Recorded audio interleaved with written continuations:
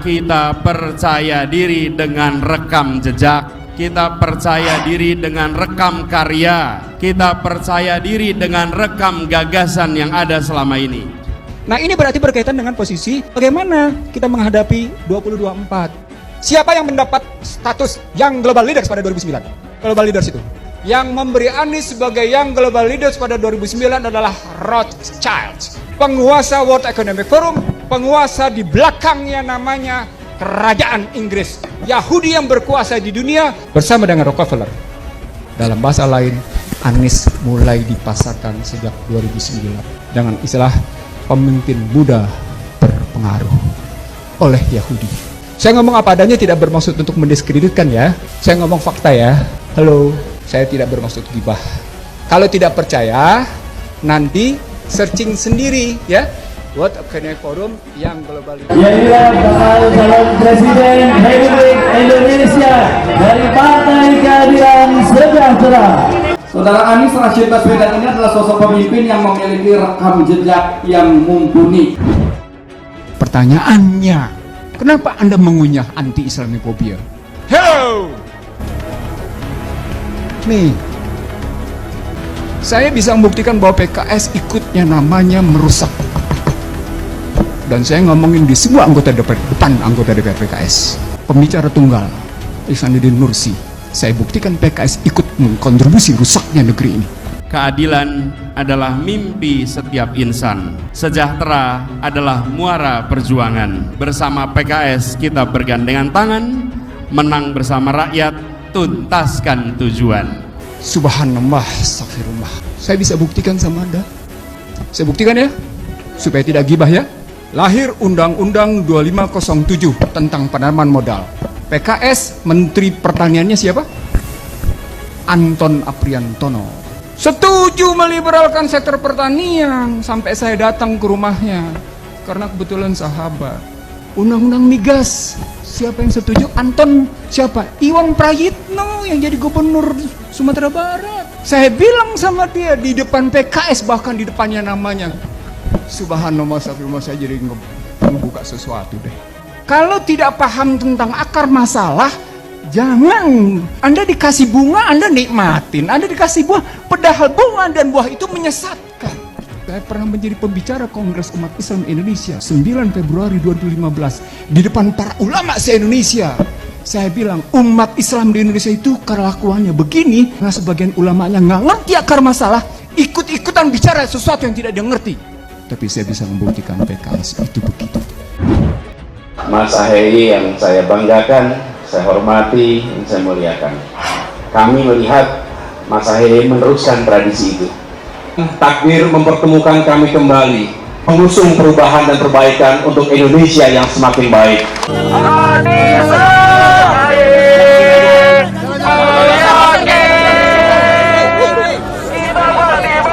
Saya menjadi pembicara hampir semua partai. Jadi saya tidak pilih-pilih. Kenapa? Karena saya sebagai pribadi memang berpikir dakwah. Semua partainya narasumbernya Ihsanuddin Nursi. Kecuali Demokrat. Kenapa Demokrat nggak mau? Karena Demokrat pernah saya ledek. Nasionalis bersih, nasionalis bersih dan religius. Nasionalisnya di mana bisa saya buktikan pemimpinannya begitu? Bersihnya gimana, koruptornya dia semua. Memang karena para tersangka adalah kebetulan juga para aktor di dalam iklan kampanye anti korupsi Partai Demokrat. Bergabunglah bersama kami. Katakan tidak pada korupsi. Kan gitu. Religiusnya kayak apa wongnya, namanya mereka kelakuannya kayak gitu. Marah mereka segitu. Sejak Seta itu kan tidak pernah lagi terdengar Demokrat, nasionalis, religius dan bersih, nggak pernah lagi. Kita punya Presiden SBY, kita punya menteri-menteri di jajaran kabinet yang selalu memikirkan dan memperjuangkan nasib masyarakat kita. Tercatat ada 5 menteri Kabinet Indonesia Bersatu di bawah pimpinan Presiden SBY yang terlibat korupsi. Ada mantan Menpora Andi Alfian Malarangen yang juga kader Partai Demokrat. Andi terlibat kasus korupsi proyek kompleks olahraga Hambalang di Bogor. Di persidangan, hakim memvonis Andi 4 tahun penjara. Lalu ada Jero Wacik, mantan Menteri SDM yang juga kader Partai Demokrat. Jero Wacik didakwa menyalahgunakan kekuasaan, memeras dan menerima gratifikasi. Hakim menghukum Jero Wacik 4 tahun penjara, yang kemudian diperberat Mahkamah Agung menjadi 8 tahun penjara. Menteri SBY lainnya adalah Surya Dharma Ali, mantan Menteri Agama yang terjerat kasus korupsi dana haji. Mantan Ketua Umum P3 ini dihukum 6 tahun penjara, lalu diperberat di Pengadilan Tinggi menjadi 10 tahun penjara. Ditahannya Siti Fadila Supari menambah daftar mantan Menteri SBY yang berpotensi di penjara. Mantan Menteri Kesehatan ini diduga korupsi pengadaan alat kesehatan. Lalu mantan Menteri BUMN Dahlan Iskan yang kembali jadi tersangka dan langsung ditahan karena kasus dugaan korupsi penjualan aset Pemprov Jawa Timur. Sebelumnya pada 2015 lalu Dahlan Iskan pernah menjadi tersangka kasus dugaan korupsi proyek pembangunan 21 gardu induk listrik. Anda jangan berkontribusi. Misalnya ketika PKS menyetujui Undang-Undang 38 2008 tentang masyarakat ekonomi ASEAN, itu sama dengan meliberalkan semua. Kok Anda setuju sih sama begitu? Banyak hal yang kalau PKS memang kayak gitu. Kenapa PKS punya sikap Undang-Undang Dasar 45 nggak mau kayak gitu? Karena PKS belum belajar utuh bahwa di balik Undang-Undang Dasar 45 yang diamandemen terutama di pasal 33 ayat 4 nginjek Indonesia habis-habisan secara ekonomi.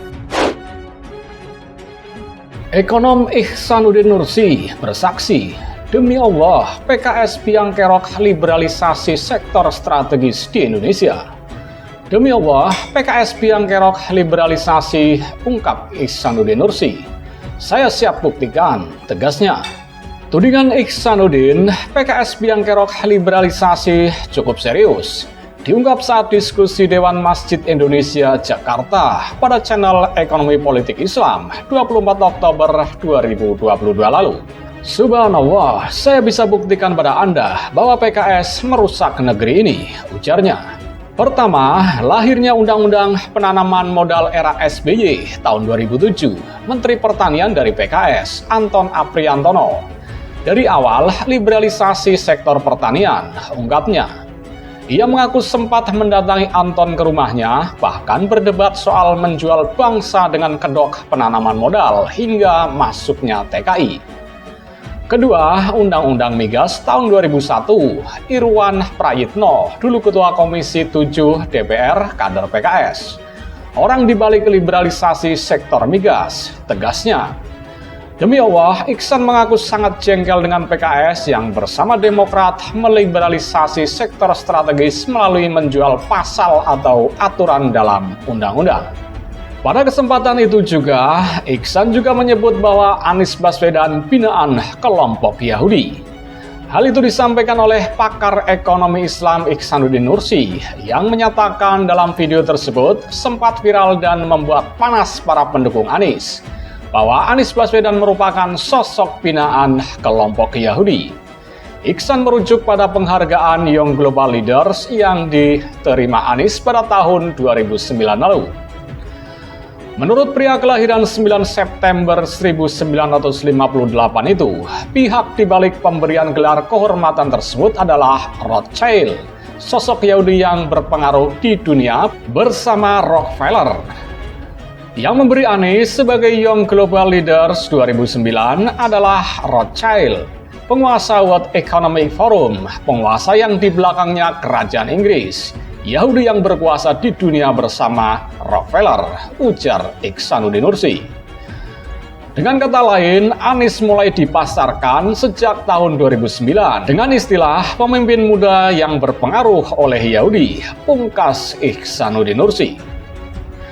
Bakal calon presiden Partai Nasdem disebut pernah menjadi anak emas elit Amerika. Hal ini yang membuat Anies diduga bakal menjadi boneka Amerika jika terpilih menjadi presiden. Ungkapan tersebut dinyatakan oleh Presiden Haidar Alwi Institute atau HAI, Haidar Alwi dalam bincangannya di kanal YouTube. Tahun 2009, Anies Baswedan mendampingi SBY untuk dapat penghargaan dari Boston Club, ujar Haidar Alwi.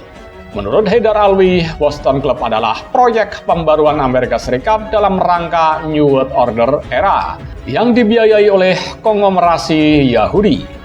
Boston Club disebut Haidar sebagai klub sosial paling bergengsi di Amerika Serikat. Mereka adalah elit politik, pengacara top, hingga pengusaha papan atas. Akses Anies tidak datang begitu saja. Bukan karena koneksinya, tapi dipersiapkan Amerika Serikat, yakni alumni AFS pertukaran pelajar, kata Haidar. Anies itu pernah jadi anak emas elit politik Amerika Serikat. Imbuhnya lagi, saat ditanya apakah mungkin Anies menjadi boneka Amerika Serikat, Haidar mengamininya. Menurut saya, iya, jelas boneka itu bisa terjadi, tuturnya. Pada perbincangan lain, politikus senior Zulfan Lindan menyebutkan bahwa Anies Baswedan menjadi pemangku gelar Golden Boy of America selanjutnya. Namun dia menyebutkan berbeda dengan SBY, Anies jadi Golden Boy of America dalam konteks yang positif. Menurutnya, Anies bersama Panglima TNI Andika Perkasa bisa menguntungkan Amerika Serikat. Kita lihat bahwa 2 kali Andika ini melakukan latihan bersama dengan marinir Amerika Serikat. Padahal nggak ada angin, nggak ada hujan, ini pasti ada apa-apa, kata Zulfan. Kemudian Anies sebagai Gubernur DKI Jakarta nggak pernah kunjungan ke Rusia, Cina. Berarti Amerika Serikat melihat ini memang iya, the second golden boy, imbuhnya. Tetapi itu salah nggak? Ya nggak salah juga. Yang pertama SBY kan bicaranya pahit. Yang sekarang Anies, artinya mungkin bisa manis. Kita percaya diri dengan rekam jejak, kita percaya diri dengan rekam karya, kita percaya diri dengan rekam gagasan yang ada selama ini.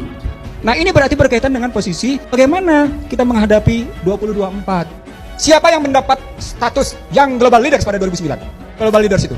Yang memberi Anies sebagai Young Global Leaders pada 2009 adalah Rothschild. Penguasa World Economic Forum, penguasa di belakangnya namanya Kerajaan Inggris. Yahudi yang berkuasa di dunia bersama dengan Rockefeller. Dalam bahasa lain, Anies mulai dipasarkan sejak 2009 dengan istilah pemimpin muda berpengaruh oleh Yahudi. Saya ngomong apa adanya, tidak bermaksud untuk mendiskreditkan ya. Saya ngomong fakta ya. Halo, saya tidak bermaksud gibah. Kalau tidak percaya, nanti searching sendiri ya. World Economic Forum yang global. Ya, inilah bakal calon Presiden Republik Indonesia dari Partai Keadilan Sejahtera. Saudara Anies Rashid Baswedan ini adalah sosok pemimpin yang memiliki rekam jejak yang mumpuni. Pertanyaannya, kenapa Anda mengunyah anti-Islamophobia? Hello! Nih, saya bisa membuktikan bahwa PKS ikutnya namanya merusak. Dan saya ngomongin di semua anggota depan anggota DPR PKS. Pembicara tunggal, Ihsanuddin Nursi. Saya buktikan PKS ikut mengkontribusi rusaknya negeri ini. Keadilan adalah mimpi setiap insan. Sejahtera adalah muara perjuangan. Bersama PKS kita bergandengan tangan, menang bersama rakyat, tuntaskan tujuan. Subhanallah, astagfirullah. Saya bisa buktikan sama Anda. Saya buktikan ya, supaya tidak gibah ya. Lahir Undang-Undang 2507 tentang penanaman modal. PKS Menteri Pertaniannya siapa? Anton Apriantono. Setuju meliberalkan sektor pertanian. Sampai saya datang ke rumahnya karena kebetulan sahabat. Undang-undang migas, siapa yang setuju? Anton siapa? Iwan Prayitno yang jadi gubernur Sumatera Barat. Saya bilang sama dia di depan PKS, bahkan di depannya namanya. Subhanallah, saya jadi ngebuka sesuatu deh. Kalau tidak paham tentang akar masalah, jangan. Anda dikasih bunga, Anda nikmatin. Anda dikasih buah, padahal bunga dan buah itu menyesatkan. Saya pernah menjadi pembicara Kongres Umat Islam Indonesia 9 Februari 2015 di depan para ulama se-Indonesia. Saya bilang umat Islam di Indonesia itu kelakuannya begini karena sebagian ulamanya nggak ngerti akar masalah, ikut-ikutan bicara sesuatu yang tidak dia ngerti. Tapi saya bisa membuktikan PKS itu begitu. Mas Ahaye yang saya banggakan, saya hormati, dan saya muliakan. Kami melihat Mas Ahaye meneruskan tradisi itu. Takdir mempertemukan kami kembali, mengusung perubahan dan perbaikan untuk Indonesia yang semakin baik.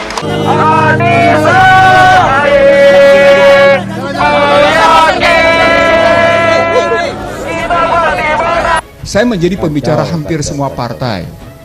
Jadi saya tidak pilih-pilih. Kenapa? Karena saya sebagai pribadi memang berpikir dakwah. Semua partainya narasumbernya Ihsanuddin Nursi. Kecuali Demokrat. Kenapa Demokrat nggak mau? Karena Demokrat pernah saya ledek. Nasionalis bersih, nasionalis bersih dan religius. Nasionalisnya di mana bisa saya buktikan pemimpinannya begitu? Bersihnya gimana? Koruptornya dia semua. Memang karena para tersangka adalah kebetulan juga para aktor di dalam iklan kampanye anti korupsi Partai Demokrat. Bergabunglah bersama kami. Katakan tidak pada korupsi. Kan gitu. Religiusnya kayak apa wongnya, namanya mereka kelakuannya kayak gitu. Marah mereka segitu. Sejak Seta itu kan tidak pernah lagi terdengar Demokrat, nasionalis, religius dan bersih, nggak pernah lagi. Kita punya Presiden SBY, kita punya menteri-menteri di jajaran kabinet yang selalu memikirkan dan memperjuangkan nasib masyarakat kita. Tercatat ada 5 menteri Kabinet Indonesia Bersatu di bawah pimpinan Presiden SBY yang terlibat korupsi. Ada mantan Menpora Andi Alfian Malarangen yang juga kader Partai Demokrat. Andi terlibat kasus korupsi proyek kompleks olahraga Hambalang di Bogor. Di persidangan, hakim memvonis Andi 4 tahun penjara. Lalu ada Jero Wacik, mantan Menteri SDM yang juga kader Partai Demokrat. Jero Wacik didakwa menyalahgunakan kekuasaan, memeras, dan menerima gratifikasi.